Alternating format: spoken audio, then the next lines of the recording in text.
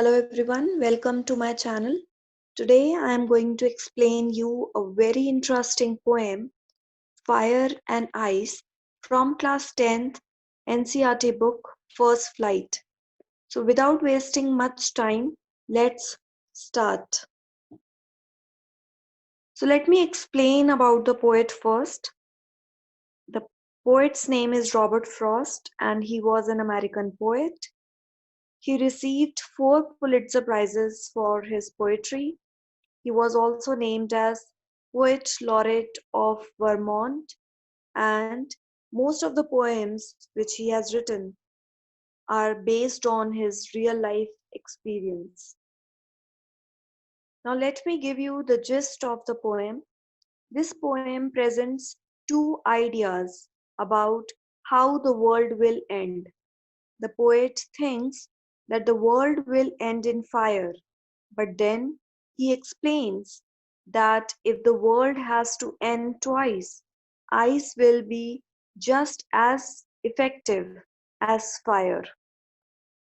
So, in this poem, students, fire represents desire, greed, conflict, fury, and ice represents hatred, coldness, cruelty, indifference.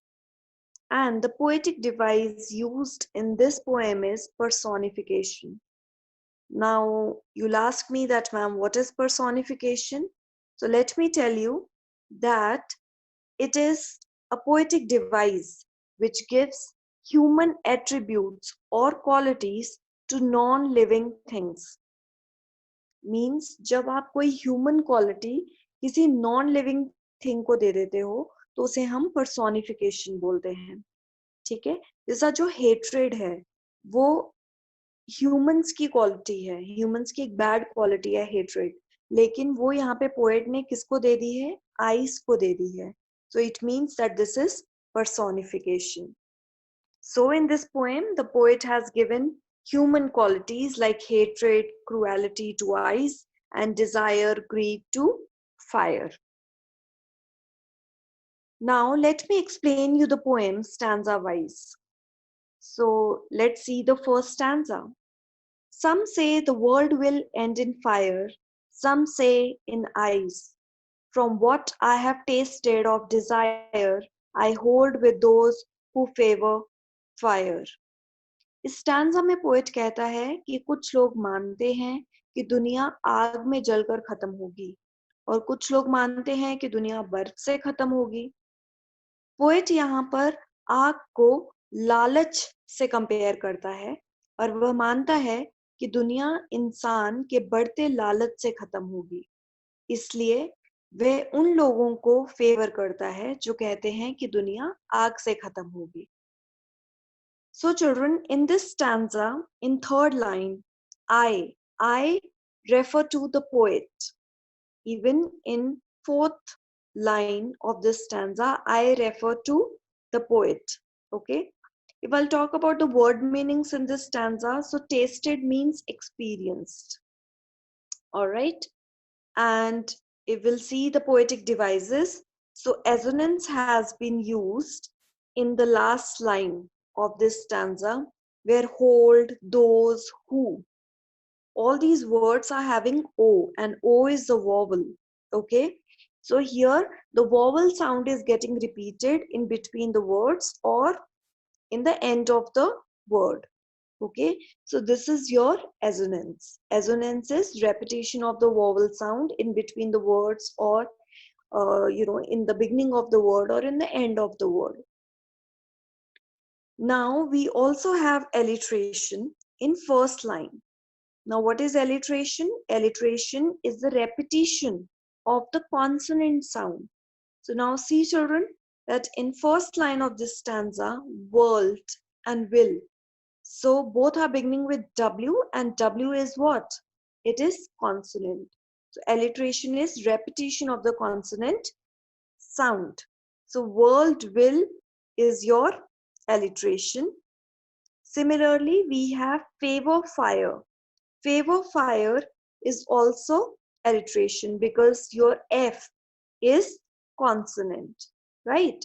Now, there is one more poetic device which may be new to you people, that you'll see that, first line and the second line are beginning with some say, some say.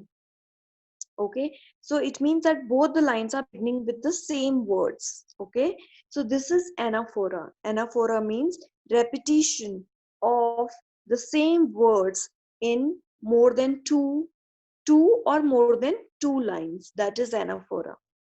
Now it will try to find out the rhyme scheme. So let's see the rhyme scheme. See, the last word of the first line is fire, right? And fire is rhyming with desire. The last word of third line, desire, fire is rhyming with desire. And even the last word of fourth line is fire. So fire, desire, fire are these are rhyming words. So I've written A in front of it. Okay. And ice. In second line, the last word is ice. So there is no rhyming word in this stanza. So I have written over here B. Okay. So the rhyme scheme for this stanza is A, B, A, A. Now let's move to our second stanza. But if it had to perish twice, I think I know enough of hate to say that for destruction, ice is also great and would suffice. Second stanza में poet कहता है कि अगर दुनिया को दूसरी बार खत्म होना है तो नफरत यानी कि आइस भी काफी होगी. पोएट ने दोनों यानी कि नफरत और लालच को एक्सपीरियंस किया है और वह जानता है कि दोनों ही यानी कि आग और बर्फ दुनिया को खत्म करने में सक्षम है. काफी है यानी कि सफिशिएंट है. So let's see the word meanings. The word perish means to die or end, and the word suffice means be sufficient, means saksham. Now, if I'll talk about the a rhyme scheme of this stanza, so it is twice is rhyming with ice and suffice. And in the first stanza, we had one word ice in the second line. So ice, twice, ice, and suffice they are rhyming. So I have written B in front of it, and hate.